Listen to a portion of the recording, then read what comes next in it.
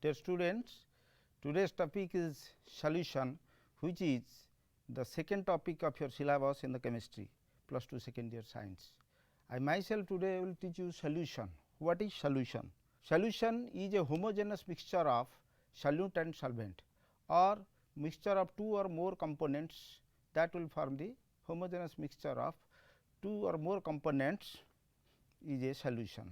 Homogeneous mixture means the composition and properties are uniform throughout the mixture. Generally, the component which is present in the largest quantity is called a solvent. Solute may be any of the one components, any components. Solvent determines the physical state in which solution exists.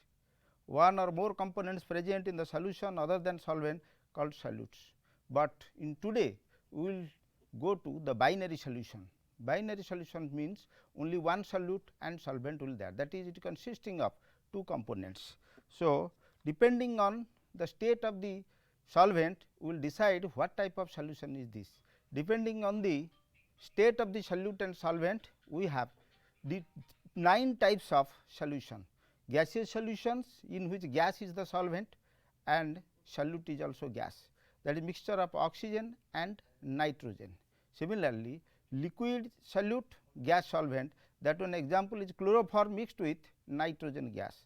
Solid is the solute when it is gaseous solutions and camphor in nitrogen. Camphor is solid state substance.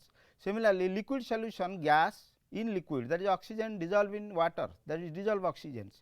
Liquid in liquid, that is ethanol dissolved in water, that is your liquid solution. Solid liquid may be anyone, sodium chloride, potassium chloride, glucose, sucrose, whatever you can add to the water or liquid, that will form a liquid solutions. Then solid solutions are also of 3 types, where gas is solute, solvent is solid, that is solution of hydrogen in palladium, mostly the metallic catalyst used in organic reactions, reduction reaction. Solid solutions liquid and solid, amalgam mercury in sodium. Sodium amalgam is used as a reducing agent in many organic compounds. Then solid copper dissolved in gold, these are generally alloy. Alloys are solid solutions. Next, what is solubility? We will go to the solubility. Solubility is a substance, solubility of a substance is its maximum amount that can be dissolved in a specified amount of solvent and at a specified temperature. It depends on the nature of the solute and solvent and temperature, pressure.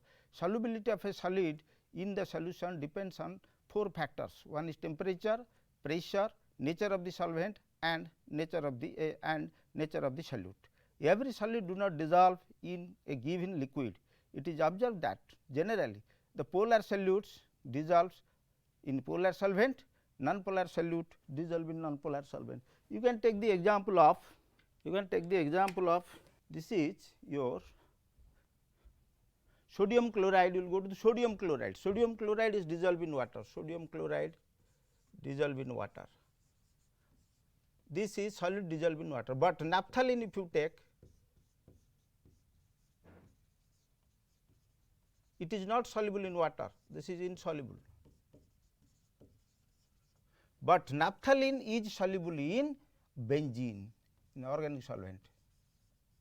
So, all the solids do not dissolve in all types of solvent. It is the non-polar will get soluble in non-polar solvent, while polar gets soluble in polar solvent.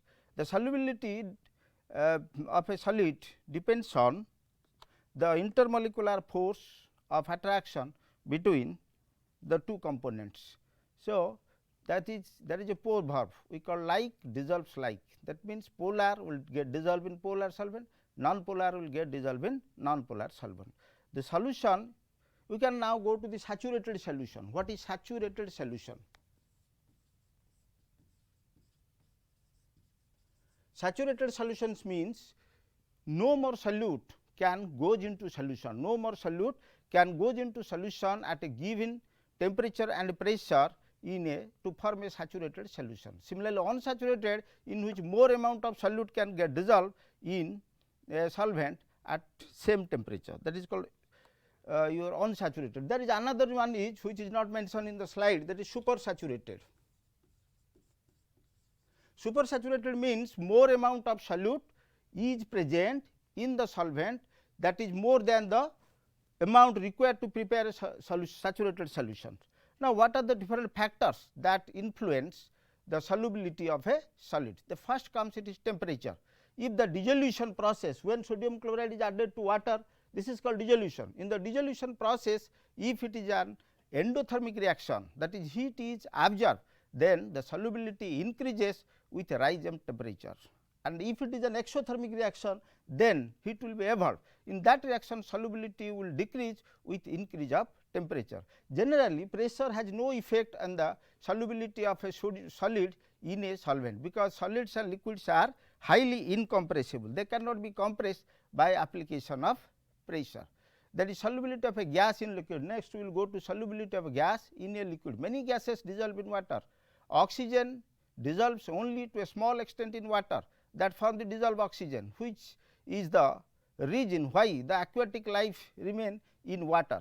On the other hand, hydrogen chloride is soluble, highly soluble in water. If you take the ammonia, also highly soluble in water. If you take ammonia, is highly soluble in water, HCl is highly soluble in water, but oxygen, nitrogen, all these gases is very little soluble in water. The solubility of a gas greatly affected by the pressure and temperature. The solubility of gases increases with increase of pressure. If you increase the pressure, the solubility will increase. To establish a relationship, quantitative relationship between the amount of the gas dissolved and the amount of solvent, there is a law given by Henry. Henry was the first man to suggest the quantitative relation between the pressure and solubility of a gas in a solvent. So, that is called Henry's law. We will go to the Henry's law.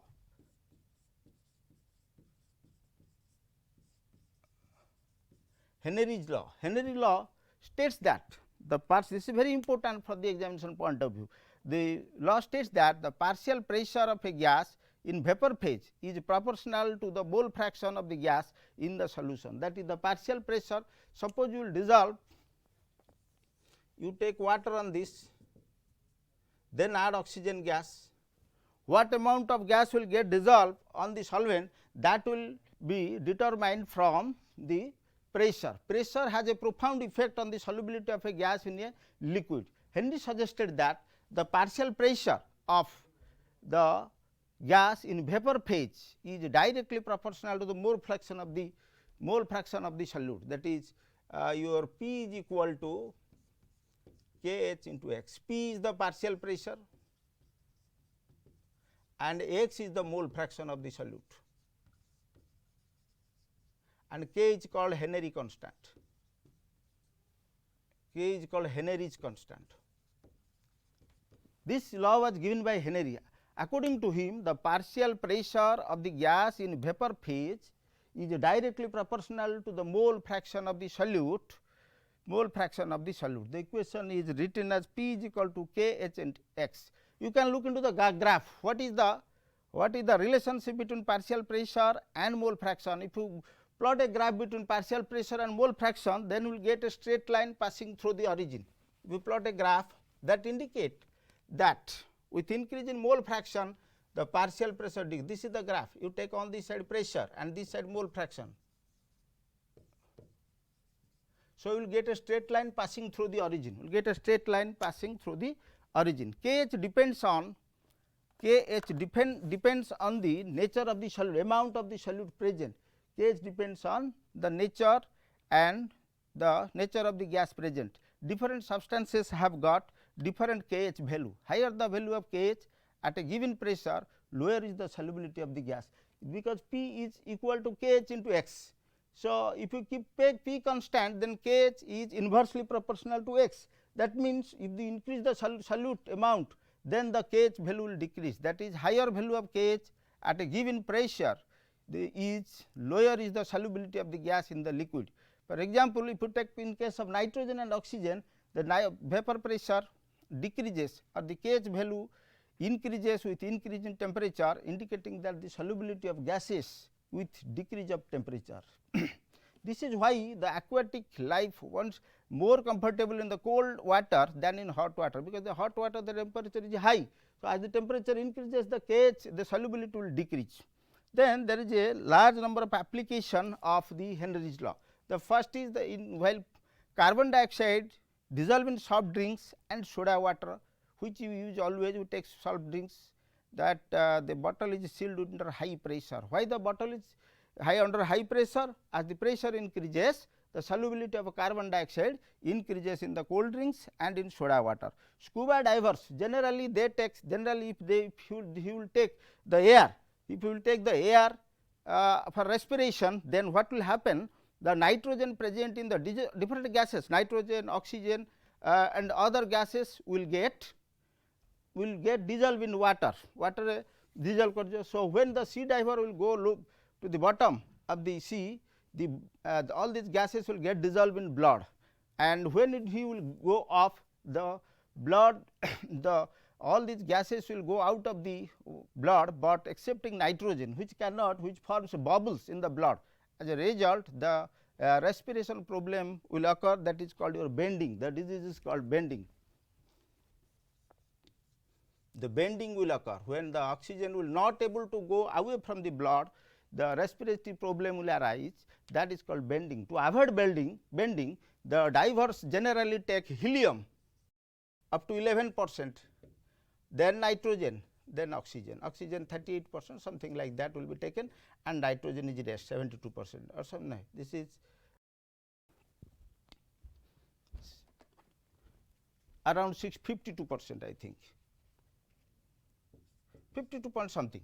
So, the sea diver always take the mixture of gases, because the mixture of gases, nitrogen is very less amount. So, it will not create any problem for the sea divers. Next, the third application is at a high altitude, the partial pressure of oxygen is very less than that in the ground level. This leads to the low concentration of the oxygen in the blood tissues. People living at high altitude or climbers, low blood oxygen causes climbers to feel weak, unable to think properly. So, this disease is called anoxia. This disease is called anoxia, generally is seen in high altitude region, anoxia. This disease occurs. So, these are the applications of the Henry's law. These are the applications of the Henry's law. Effect of temperature, solubility of gases in liquids decreases with rise in temperature. As the temperature increases, the solubility will get decreased. So, we can carry out a problem for Henry's law, which comes in the examination, very simple problem. The problem is given in the slide. So, the partial pressure of nitrogen dissolved in water is 0.987, the partial pressure is 0.987 bar, and the KH is given to you. KH is equal, very simple, 2 marks question. KH is your 76.48.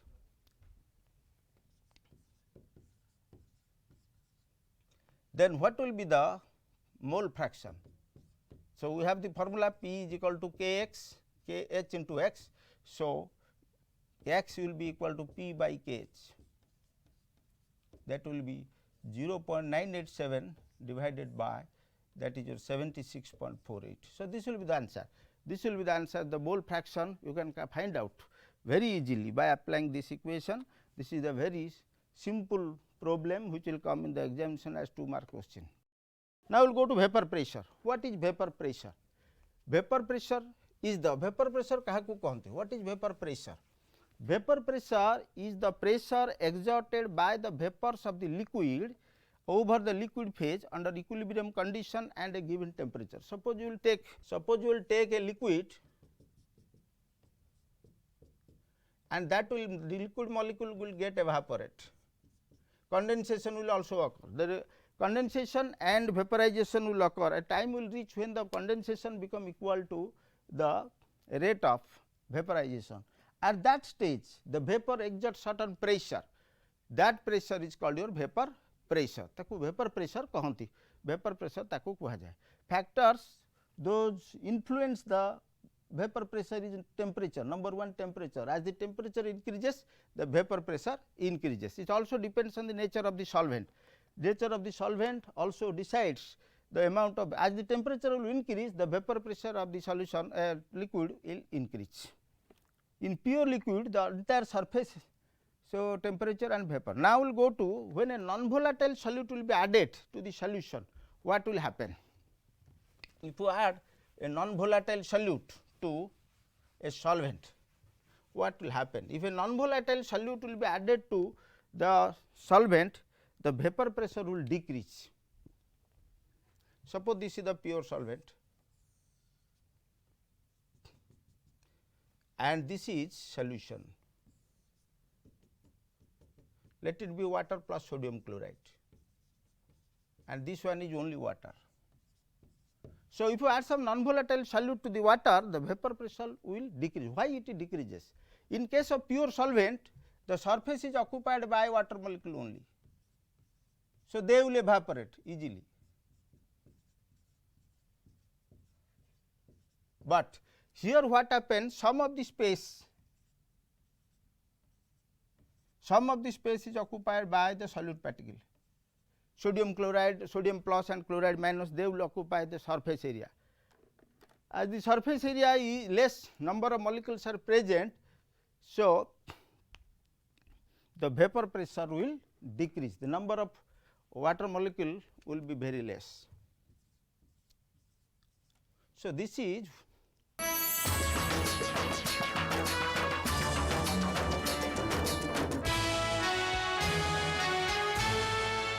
we are discussing about the vapor pressure. The vapor pressure increases with increase of temperature. I have already told you, कही temperature बढ़ेले vapor pressure बढ़िबो. In a pure liquid, the entire surface is occupied by the solvent molecule, but in case when you add a non-volatile solute like sodium chloride, sugar or something like that, then what will happen? The vapor pressure will decrease. Why the vapor pressure is decreasing?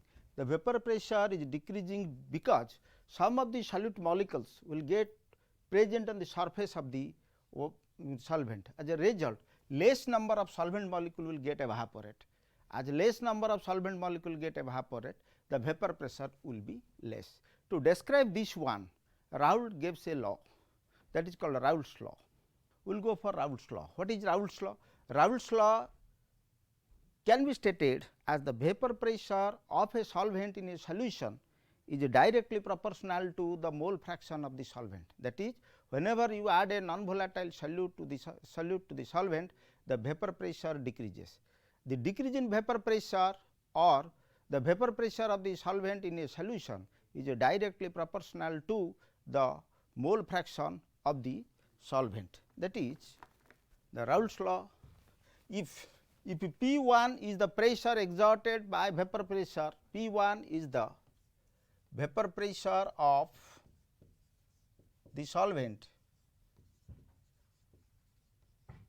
in solution, and P10 is the vapor pressure of the pure solvent,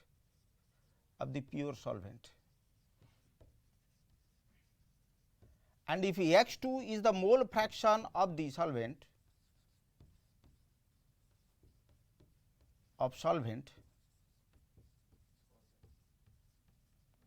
then according to Raoult's law, P1 is proportional to X1. P1 is proportional to X1.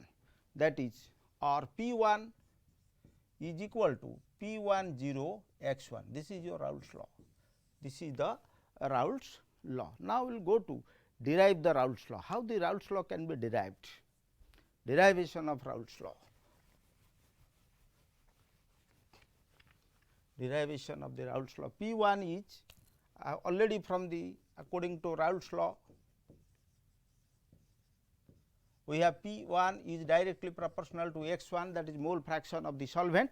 Then P10 is the proportionality constant, P10 into X1. Thus, P1 by P10 will be equal to X1. This is the derivation of the Raoult's law. How can you derive it? Will come in the examination, state and derive the Raoult's law. So, this is P1 1 minus P1 by P0 P10 is equal to x1 minus x1, 1 minus x1.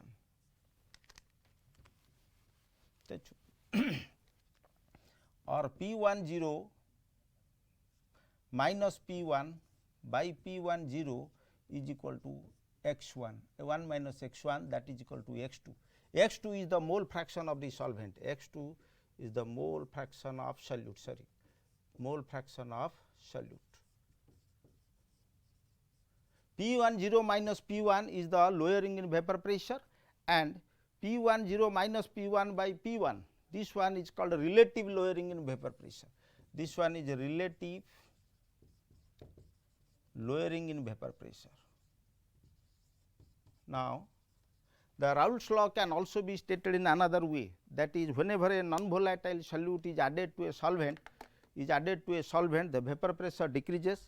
The vapor pressure of the solvent in the solution is directly proportional, lowering in vapor pressure is directly proportional to the mole fraction of the solute. That is, relative lowering in vapor pressure is equal to mole fraction of the solute. This is your Raoult's law. This is your Raoult's law. Now, Raoult's law for volatile solute, this is non-volatile, for applicable to non-volatile solute, and generally this Raoult's law is applicable when the solution is dilute. For dilute solution, the Raoult's law is applicable. For a volatile solute, if the solvent contain a volatile solute, then the partial pressure of the component in the solution is directly proportional to its mole fraction. So, if x1 P1 is the vapor pressure, partial vapor pressure of the solvent of component 1, you can write not solvent, component 1, and x1 is the partial vapor pressure, x1 is the mole fraction of the component 1, mole fraction of the component 1,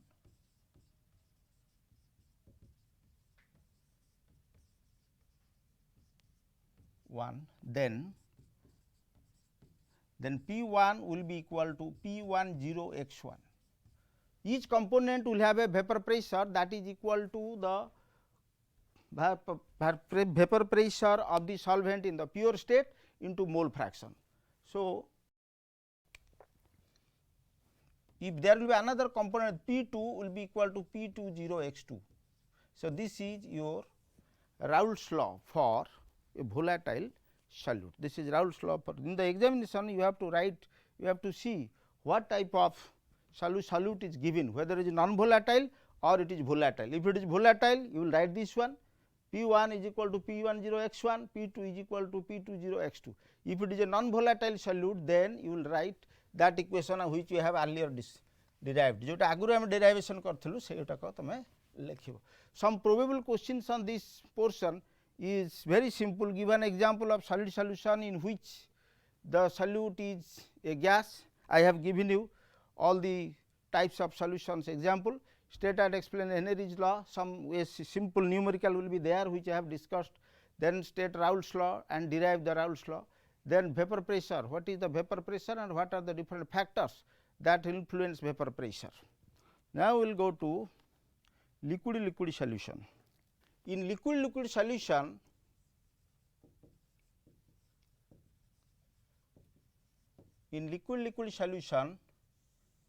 the classification is either it is ideal or it is non-ideal.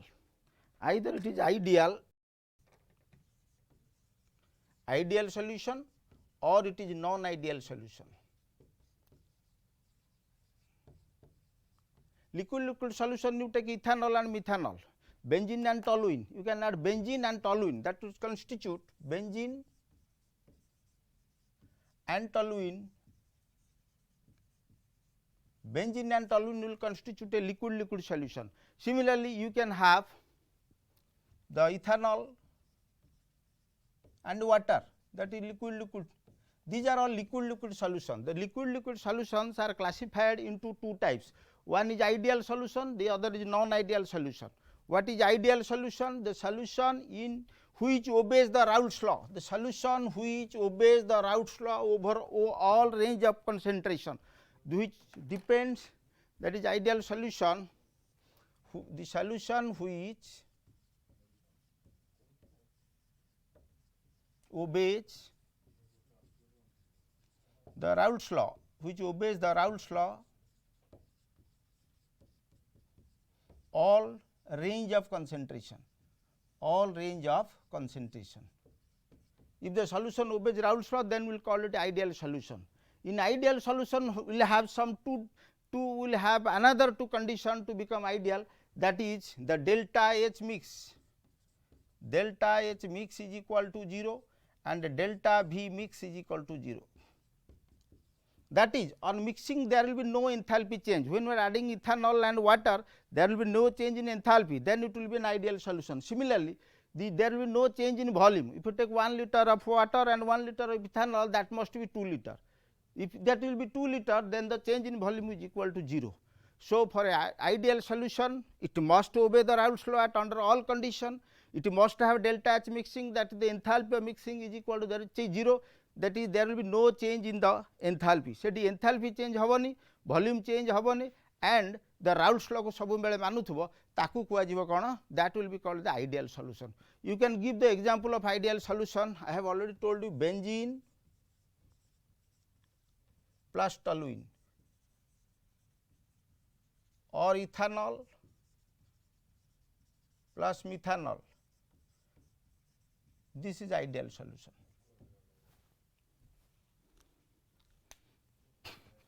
I have already told you what is ideal solution. Ideal solution, the solution which obey the Raoult's law, delta V mix is equal to 0, delta H mix is equal to 0. Now, we will go for the non-ideal solution.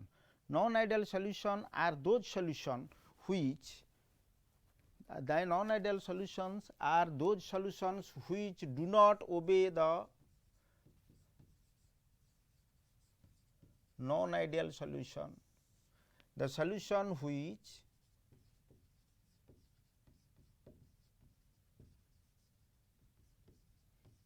do not obey, solution which do not obey the Raoult's law at any concentration.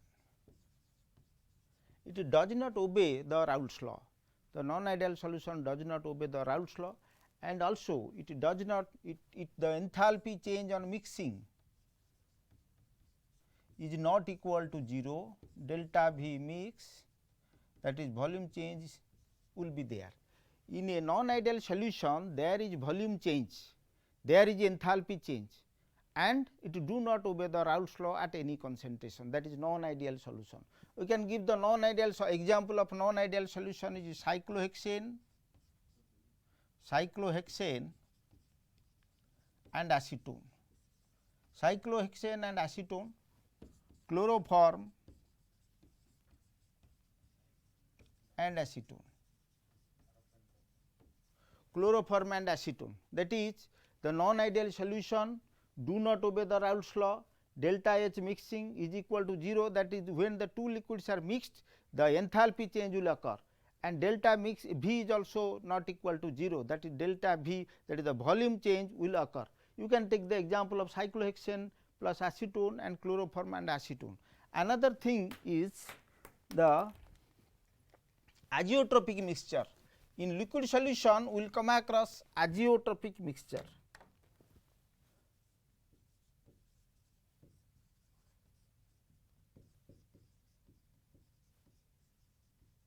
Azeotropic mixture, this is the mixture which have same composition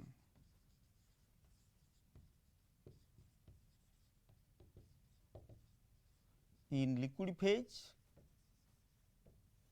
as well as solid phase.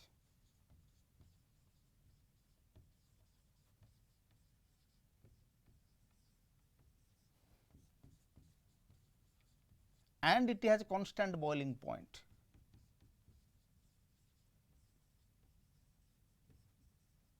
constant boiling point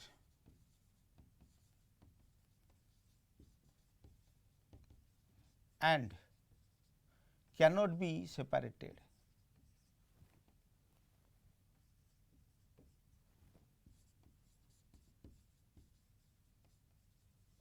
So, the azeotropic mixture is the mixture which have same composition in both the phase, liquid phase as well as vapor phase, and it has a constant boiling point and cannot be separated by fractional distillation or can have the other method to separate the mixture. So, now we will go to the colligative property. What is colligative properties? We will go to the colligative property. What is colligative property? Colligative properties are those properties of the solution that depends only on the number of solute particles present. It does not depends on the nature of the solute. That is, colligative property is the property that depends only on the number of solute particles present, but not on the nature of the solute present. This derived from a Latin word, that is co means together and ligare means the bind. So, colligative property.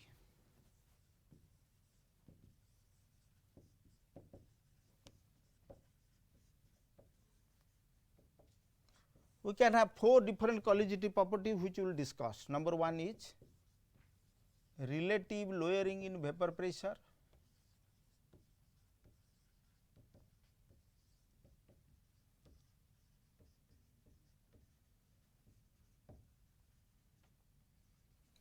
Number elevation in boiling point.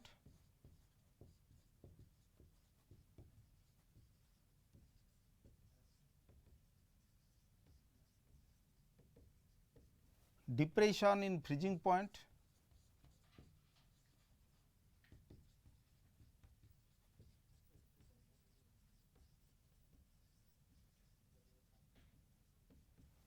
Then fourth one is osmosis. So, we have 4 colligative property in our course. Number 1 is relative lowering in vapor pressure, number 2 is elevation in boiling point, number 3 depression in freezing point, and number 4 is your osmosis and osmotic pressure.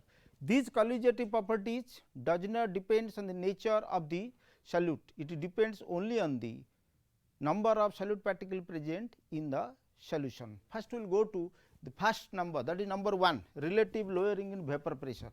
What is relative lowering in vapor pressure? The relative lowering we have from the Raoult's law. From the Raoult's law we have whenever a non-volatile solute is added to a solvent, the vapor pressure decreases, and according to him the vapor pressure of the solvent in solution is directly proportional to the mole fraction of the solute. From this is relative lowering in vapor pressure, relative in vapor pressure. We will go one by one. Relative lowering in vapor pressure, according to Raoult's law, the vapor pressure of a solution solvent in a solution decreases, and the vapor pressure of the solution P1 is equal to P10 x1. This is from Raoult's law. This is from Raoult's law. Now, we can have P1 by P10 is equal to x1. P10 is the vapor pressure of the pure solvent. So, we can write this one, delta P will be equal to P1 minus P10 minus P1, that is P10 minus P1. So, we can write this equation in this format, 1 minus P1 by P10 will be equal to 1 minus x1.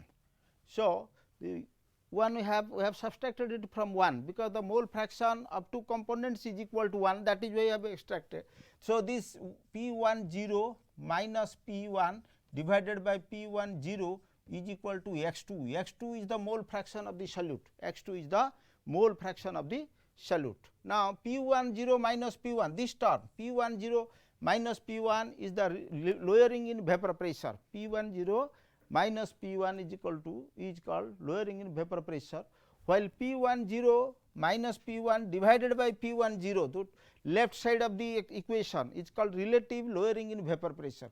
that is relative lowering in vapor pressure is equal to mole fraction of the solute, is equal to mole fraction of the solute. So, if n1 number of moles of the solute is dissolved in n2 moles of the solvent, suppose n1 moles of solute is dissolved in n2 moles of solute,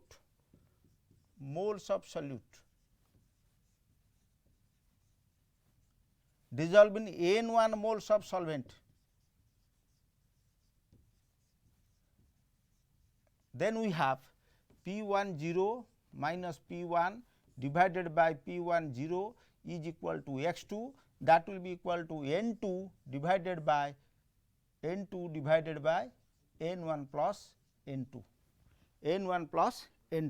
This is the relative lowering in vapor pressure. But if W1 and W2 are the molar mass of the solute and solvent, suppose M1 molar mass of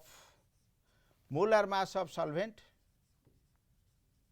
and M2 is the molar mass of solute.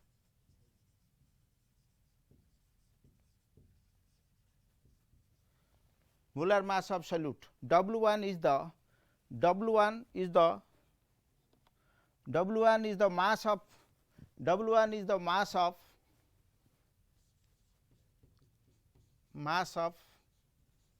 solvent, W2 is the mass of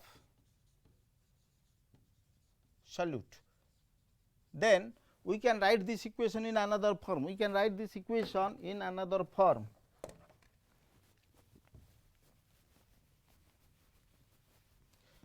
Minus P1 divided by P1 0 is equal to N2 by N1 plus N2, that will be equal to W1 W2 by M2 divided by W1 by M1 plus W2 by M2. This is the relative lowering in vapor pressure. W1 is the mass of the solvent, W2 is the mass of the solute. So, in a dilute solution, in a very dilute solution, N2 is very much less than N1. In very dilute solution, N2 is very much less than N1. In that case, what will happen? We neglect N2 in the denominator.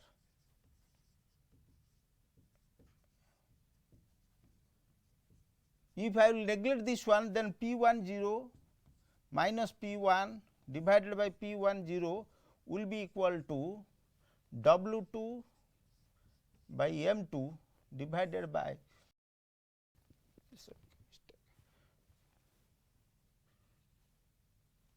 W1 by M1. This is equal to this will be W1 by M1. So, if we will arrange this one, P10 minus P1 divided by P10 will be equal to W2 into M1 divided by W1 into M2. Determining the relative lowering vapor pressure from the experiment and knowing W1, W2 and M2, we can calculate what is M1. M1 can be calculated from this, that is delta P by P10 is equal to W2 M1 by W1 M2. Then M1 will be equal to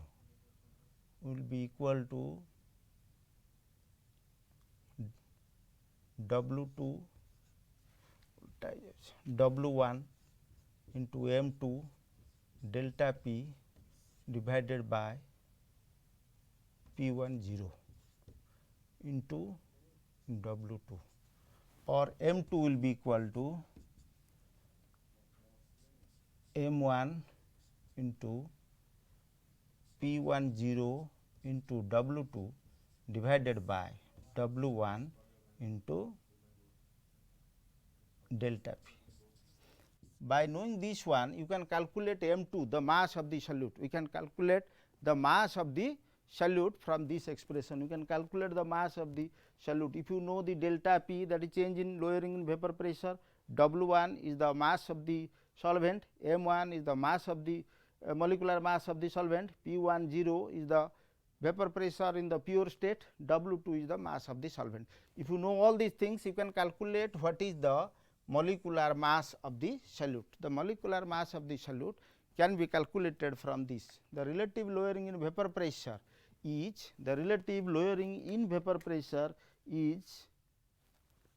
a colligative property, because it depends only on the number of solute particle present. So, by knowing this one, you can calculate what is M2.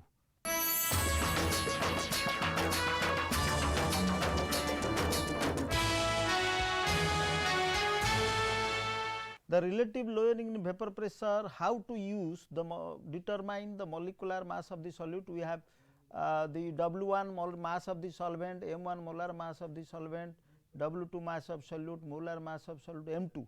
So, now putting all these in the expression, we will have P10 minus P1 divided by P10 is equal to W2 by M2 divided by W1 by M1.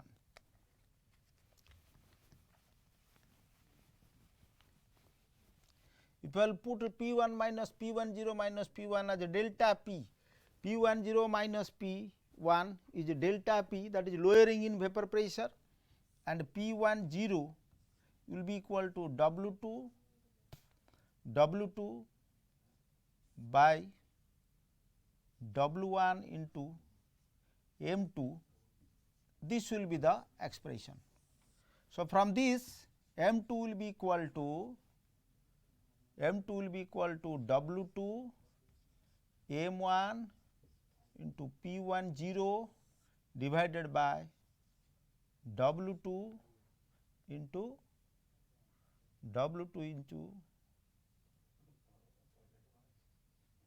delta P, W1 into delta P. So, this is the formula to calculate the molar mass of a solute by using the relative lowering in vapor pressure method. So, you know the W2, that is the weight of the solvent, M1, W2 is the weight of the solute, M1 molar mass of the solvent, P10 the vapor pressure in the pure state of the solvent, W1 is the weight of solvent, delta P is the lowering in vapor pressure. Now, we will carry out a numerical. Based on this very simple numerical, we will ask in the question, the board examination. So, now we will go for a problem, that is, when you will go for a problem, you first look into what are the data given, data you will go into what are the data given. The vapor pressure of pure benzene at a certain temperature, that means P10 is given to you 0.850, then what 0.850 bar, then the mass of the solute is given, the mass of the solute is 0.5 gram, mass of the solute is 0.5 gram, that is W2 is equal to 0.5 gram. Next is your benzene is given, what is the mass of benzene, that is W1 is equal to 78 gram.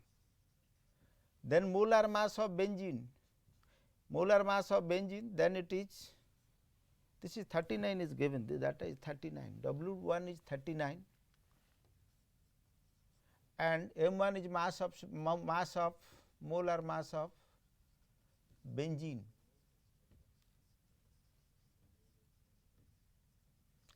and is your M2 molar mass of the solute.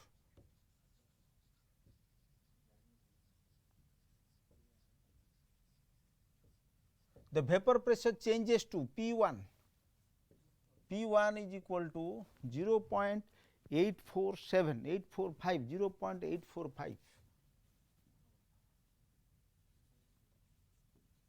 These are the data given. What is the molar mass of benzene? Benzene has the formula C6. This is the benzene, its mass is C6 H6 means that will be equal to 12 into 6 plus 6, that is equal to 78. The molar mass of the benzene is equal to 78. By putting all these values in this expression, you put all the values in this expression, then M2 will be equal to W2 is 0.5 gram, M1 is 78, P10 is 0.845 divided by W1 is 39 mass of solvent into delta P. Delta P means P10, delta P is equal to P10 minus P1, that will be equal to 0.850 minus 0.845, that will equal 0.005. This is 0.005. Now we will calculate what is the mass of the molar mass of the solute. So these are the data given. This is the expression. You put the value of W2, M1, P10, W1, delta P, and you will calculate what is the molar mass, what is the molar mass of the solute in the solution. Then elevation in boiling point. Elevation in boiling point. We will go to elevation in boiling point. Elevation in boiling point. Whenever a non-volatile solute is added to a solvent, when a non-volatile solute is added to a solvent, what happens? According to Raoult's law, the vapor pressure decreases. So, vapor pressure of the solution decreases. So, as the vapor pressure decreases, we know that what is the definition of the boiling point? The definition of the boiling point is the temperature at which vapor pressure becomes equal to atmospheric pressure. When vapor pressure become equal to atmospheric pressure, the boiling start. As the vapor pressure decreases with the addition of a non-volatile solute, the more amount of heat is required to boil a solution. So, the boiling point increases. The boiling point increases, and since the lowering in vapor pressure depends on the mole fraction of the solute, similarly, the elevation in boiling point also depends on the number of solute particle present. So, this is your elevation in boiling point. Whenever a non-volatile solute is added to a solvent, when a non-volatile solute is added to a solvent, I have given a graph on the slide. So, when you add some non-volatile solute, the vapor pressure decreases. As the vapor pressure decreases, the boiling point increases. So, elevation in boiling point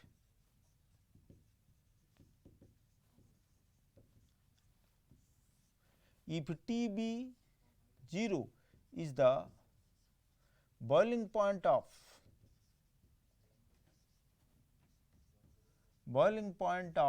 pure solvent and Tb is the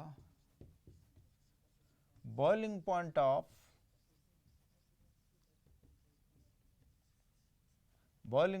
the solution, then elevation in boiling point, delta Tb will be equal to Tb minus Tb 0.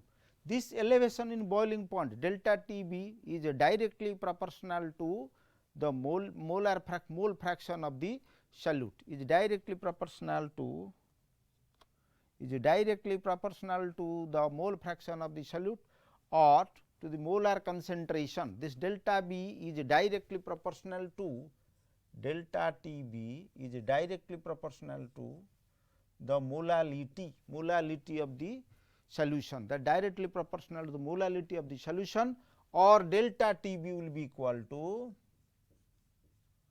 Kb into m. M is the molality of the solution. M is the small m is the molality of the solution. The Kb, the proportionality constant is called your Kb is molar elevation constant. Kb is molar elevation constant. Kb is molar elevation constant. We also called it as the abelioscopic constant. We also call it as abelioscopic constant.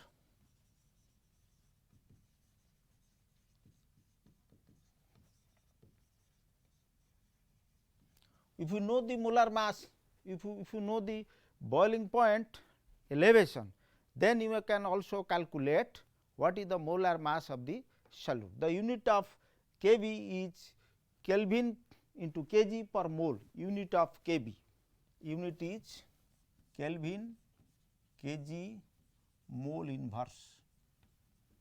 This is the unit of the molar elevation constant or ebullioscopic constants. So, what is molality? Molality is the number of moles of solute present in 1000 kg of the solvent. So, what is molality? Molality is M is the molality of solution. Molality, M is the molality of the solution. So, this is all about today's the study of the solution. We have already covered the Raoult's law, the Henry's law, solution, what is solution, types of solution, then vapor pressure, then relative lowering in vapor pressure, then how we will calculate the molar mass of a solute by using the measurement of relative lowering in vapor pressure.